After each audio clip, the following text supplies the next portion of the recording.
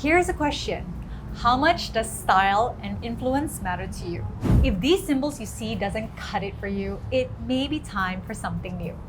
Just like pictures, whether of icons or your friends and family, it gives you a snapshot of their identity, their inherent value. Everything has a personality, some clearer, some not. Curiosity aside, where things are clear, like this transparent glass back, a 778G Plus chipset, and a 50 megapixel main camera, we may be on the cusp of something new. Or should we say, nothing new? I'm Melissa Tan, and welcome back for more simplified reviews, and this is the Nothing Phone.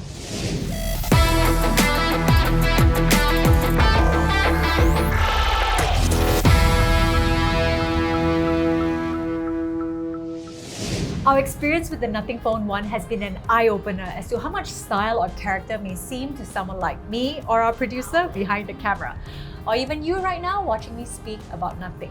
The Nothing brand made some headlines last year, introducing itself to the world with its transparent earbuds that was also heavily focused on its design, so you'll notice a common theme here for their first phone.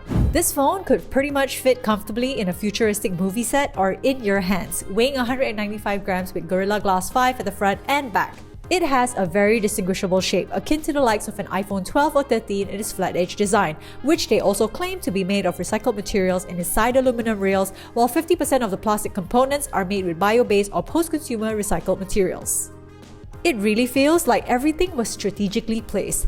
The exposed details on the back showing visible screws, the wireless charging coil with panels hiding most of the internals, along with the LEDs that make up the glyph interface fitted around the dual cameras, a standalone strip near the top right corner, a bigger one around the charging coil, and another strip at the bottom.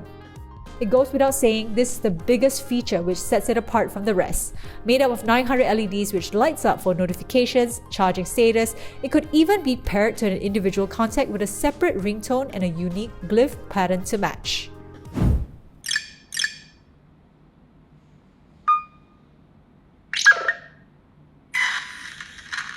Although this aims to help with the user experience when the screen is facing down to notify an incoming call or receive text message, there isn't much customization to the light patterns available. It would have been nice to see an option to customize for different apps to let you know which app receives the notification instead of the preset ones available. But to make things feel a little more special when listening to music, there's a music visualization toggle within the glyph interface settings, which lets the LEDs sync with whatever song you choose. It even works when you have it paired with a Bluetooth speaker, if the stereo speakers alone might not satisfy your audible needs, which it didn't quite for us.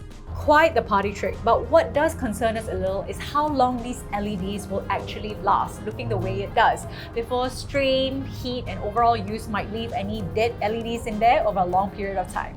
Though it does act as a neat way to record yourself using the main camera on the back, while the LEDs act as a fill light when you're in darker lit rooms or environments.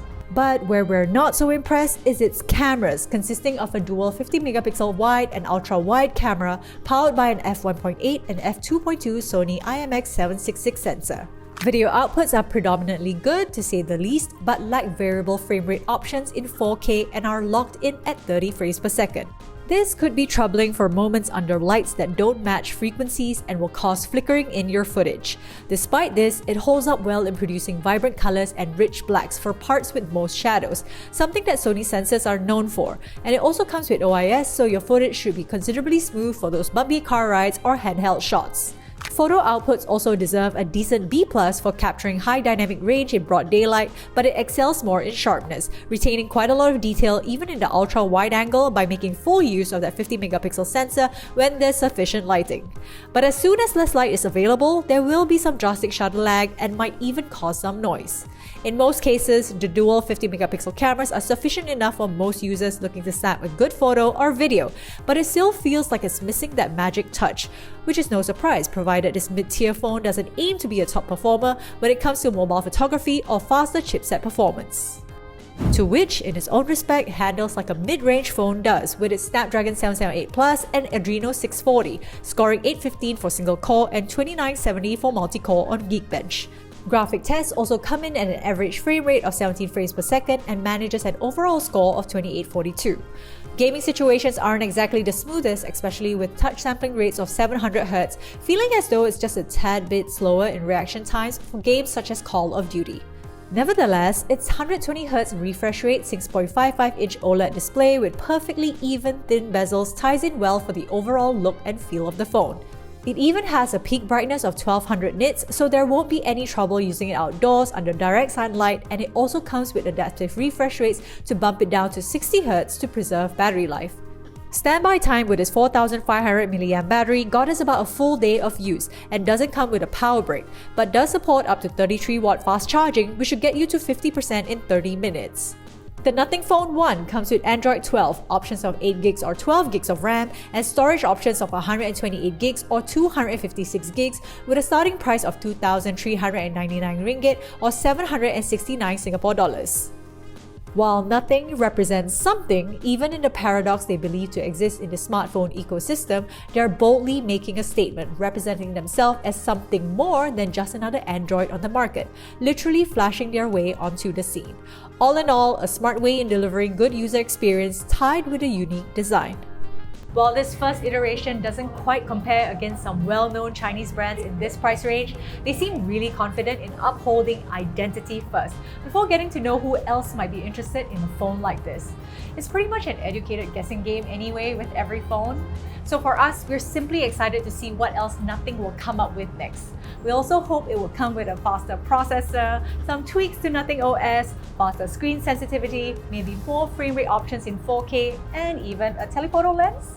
But in this world of futuristic gadgets, a little novelty isn't too bad of an idea for attaching something personal to represent your character. Whether you're as transparent as the Nothing Phone 1, or as loud and in-your-face as an ROG 6 Pro, or as serious as a Galaxy S22 Ultra, identity holds value. And that's not nothing at all.